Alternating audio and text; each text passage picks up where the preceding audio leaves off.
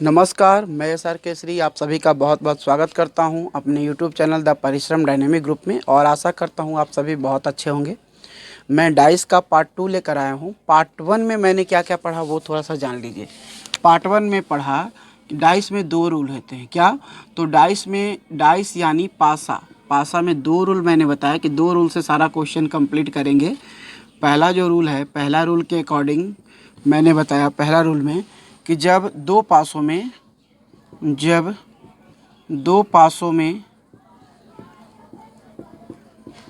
एक संख्या समान हो,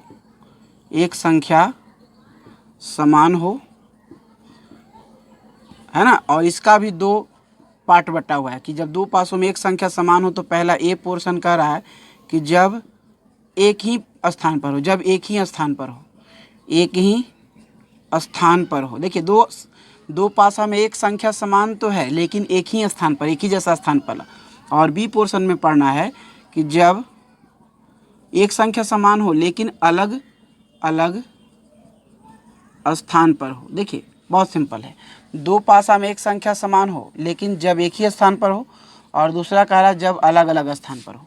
और इसका दूसरा पॉइंट में पढ़ रहा है कि जब 2 संख्या समान हो और किसी भी स्थान पर हो। दूसरा में फिक्स नहीं है, किसी भी स्थान में रहेगा वही रूल चलेगा,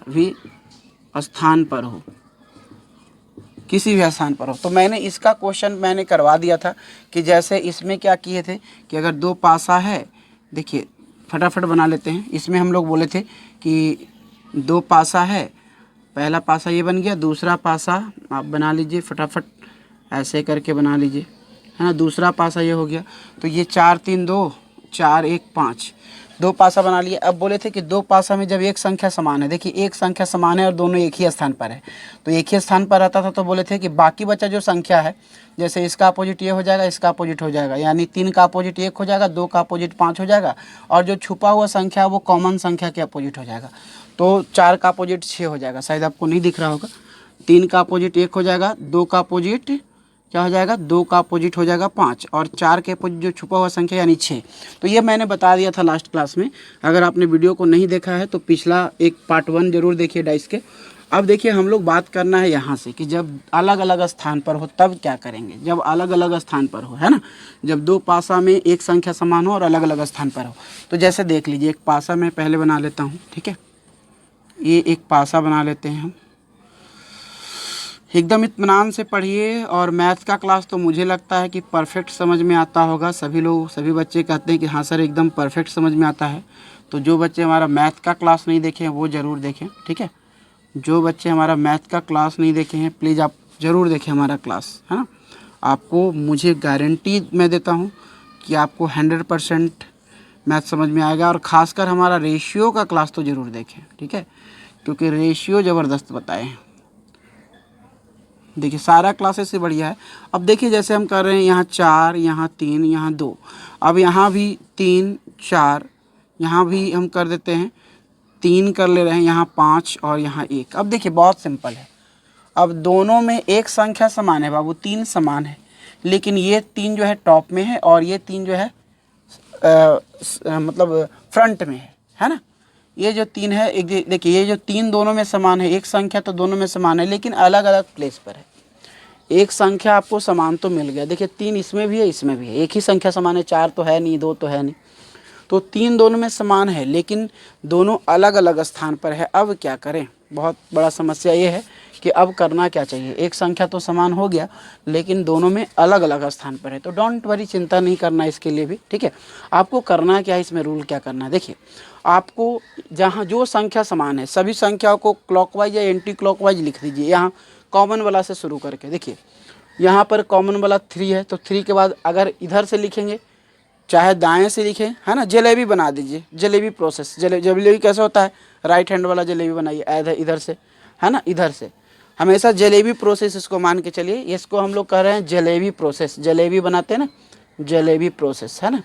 तो जलेबी ऐसे बनता है ना, ऐसे ऐसे, तो जलेबी की तरह लिख दीजिए सभी संख्या को। तो 3, 3 के बाद 2, 2 के बाद 4, ठीक है। और उसके नीचे में भी सेम कॉमन संख्या से जलेबी वाला प्रोसेस अपना लीजिए। कॉमन संख्या से, कॉमन 3 है तो 3 के बाद कौन सा हो जाएगा 4, 4 के बाद हो जाएगा 1, तो आपको अपोजिट मिल गया। यानी 4 का जो संख्या जिसके नीचे मिलेगा वो उसका अपोजिट होगा, है ना।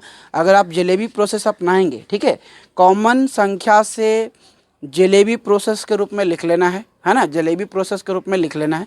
अब जलेबी प्रोसेस समझ ले रहे हैं ना, मतलब कॉमन संख्या से जलेबी प्रोसेस के रूप में लिख लीजिए, और जो संख्या सामने हो वो उसका अपोजिट हो जाएगा। मतलब 4 का अपोजिट 2 मिल गया, ठीक है। 4 का अपोजिट क्या मिल गया बाबू, 4 का अपोजिट मिल गया आपको 2, सॉरी 1 मिनट, ये वाला, हाँ 3 के बाद ये 5 था ना, 3 के बाद ये वाला नीचे वाला में 5 था, देखिए। तो 2 का अपोजिट कितना मिल गया, 2 का अपोजिट 5 मिल गया, और यहाँ पर देखिए 4 का अपोजिट 1 मिल गया। अब एक संख्या जो छुपा हुआ है तो वो कॉमन संख्या के अभी अपोजिट हो जाएगा, तो 3 के अपोजिट 6 हो जाएगा। आई होप आप लोग समझ में आ गया होगा। करना क्या है कि कॉमन संख्या से दाएं या बाएं सभी संख्या को लिखें, फिर दूसरे पासा में भी वही काम करें, तो जो सामने मिलेगा वह अपोजिट होगा। जो सामने मिलेगा वह अपोजिट होगा, ठीक है। मैं यहाँ पर लिख दे रहा हूँ, पहले मैं अच्छे से इसको एक बार फिर से क्लीन करके यहाँ पर लिख दे रहा हूँ। आप लोग इतना समझ में आ गया होगा आप लोगों को। तो यहाँ पर हम लोग लिख दे रहे हैं बढ़िया से एकदम, ठीक है, कि करना क्या है। इसको लिखा रहेगा तो आपको हमेशा याद रहेगा। लिखा हुआ क्या है, कह रहा है कि जब कॉमन संख्या को, जो कॉमन संख्या है, कॉमन संख्या को दाएं, कॉमन संख्या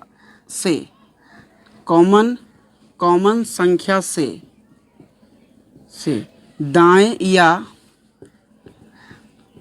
बाएं क्रम में सभी संख्याओं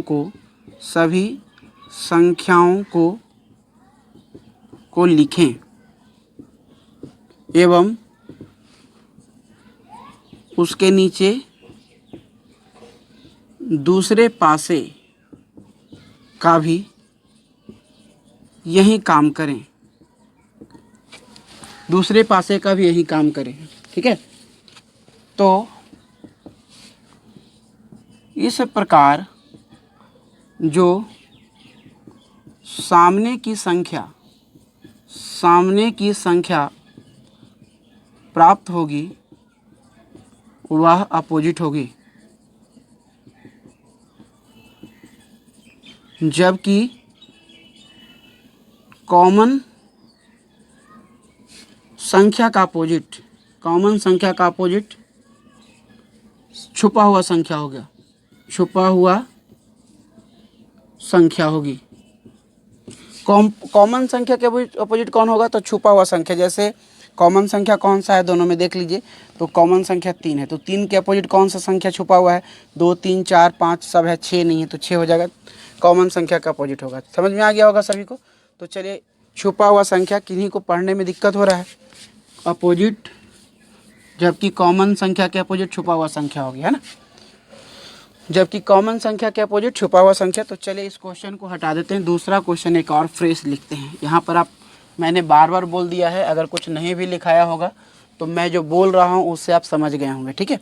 अब देखिए एक और पासा बना लेते हैं, चलिए कुछ और क्वेश्चन कर लेते हैं। ये देखिए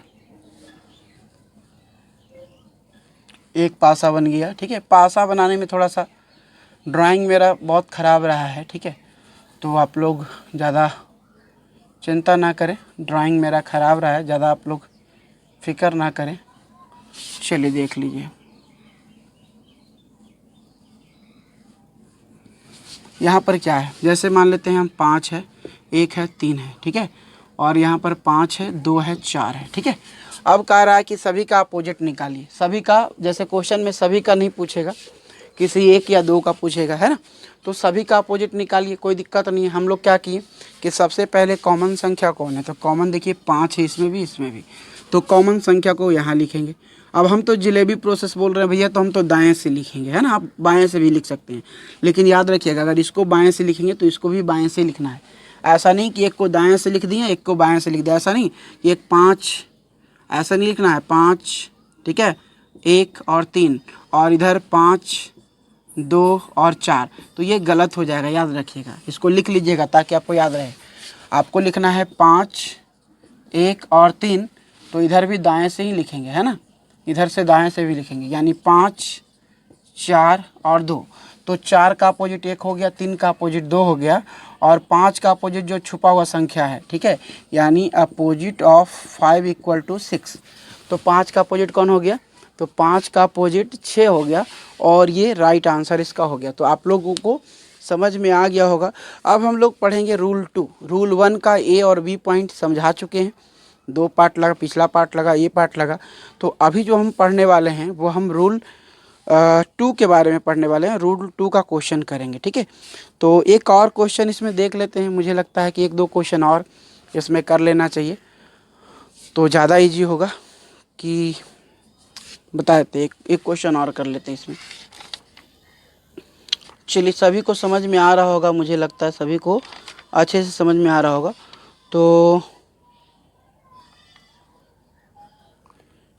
ठीक है, तो एक क्वेश्चन और इसमें कर लेते हैं, उसके बाद हम लोग आगे बढ़ेंगे। चलिए देखिए,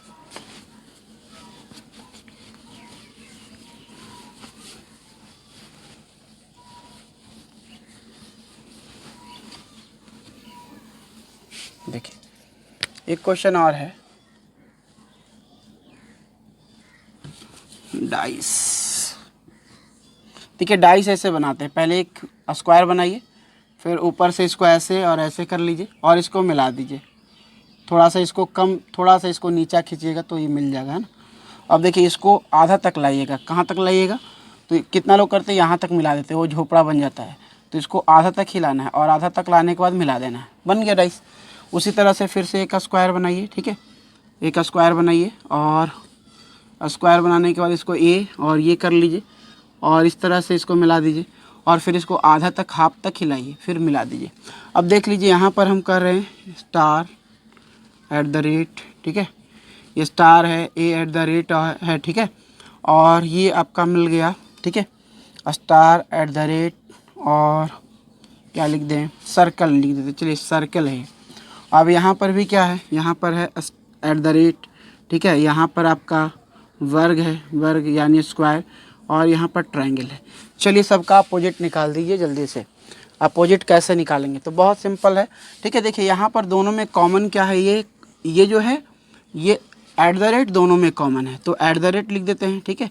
अब @ से राइट साइड से चलते हैं, हम तो जिलेबी प्रोसेस फॉलो करेंगे, मतलब जिलेबी जैसा घुमाना है, तो इधर भी जिलेबी जैसा ही घुमाएंगे, है ना। तो ये देखिए, @ उसके बाद क्या आएगा, सर्कल आएगा, उसके बाद क्या आएगा, सर्कल, उसके बाद क्या आएगा, स्टार, ठीक है। अब यहाँ पर क्या आएगा, @ उसके बाद क्या आ जा रहा है, उसके बाद स्क्वायर आ जा रहा है, उसके बाद क्या आ जा रहा है भाई, तो स्क्वायर के बाद क्या आ रहा है, स्क्वायर के बाद आ रहा है ट्रायंगल। तो वेरी सिंपल, देख लीजिए कि opposite of circle = star, opposite of square = triangle, and opposite of @ equal to क्या आ जाएगा, तो एक छठा यहाँ पर लिख देंगे, ठीक है, एक पासे में लिख देते हैं, एक पासे में @ सर्कल, ठीक है, 2 पासे में, है ना, 2 पासे में यहाँ पर क्वेश्चन में लिखा रहेगा कि 2 पासे में @ सर्कल स्टार, ठीक है, स्क्वायर एंड ट्रायंगल एवं और क्या लिख दें, थीटा है ना। तो प्रत्येक का अपोजिट ज्ञात करें। देखिए, प्रत्येक का अपोजिट निकालना था, तो @ यहाँ सब तो हो गया है, एक थीटा छुटा हुआ है, तो @ के अपोजिट में क्या हो जाएगा, @ के अपोजिट में थीटा, @ के अपोजिट में क्या होगा, थीटा, ये होगा, सॉरी थीटा, फाई हम लिख दे रहे हैं, फाई लिख दे रहे हैं, थीटा कर लीजिए ना, थीटा होगा। एट द रेट के अपोजिट में क्या होगा, थीटा हो जाएगा। हो गया काम खत्म। एट द रेट के अपोजिट में क्या होगा, थीटा हो जाएगा। तो ये हमको लगता है कि आप लोगों को समझ में आ गया होगा रूल 1 का दूसरा पॉइंट, है ना, कि जब दो पासे में, है ना, एक संख्या समान हो लेकिन अलग अलग स्थान पर हो तब क्या करते हैं, है ना। जब दो पासे में एक संख्या समान हो जबकि अलग अलग स्थान पर हो। चलिए एक क्वेश्चन और कर लेते हैं हम इसमें, जल्दी से एक क्वेश्चन और कर लेते हैं ताकि आप लोगों को दिक्कत ना हो, ठीक है। एक क्वेश्चन और कर लेते हैं। चलिए तो यहाँ पर देखिए, इस तरह का अगर सिंबल वाला रहेगा ना तो लिखा रहेगा।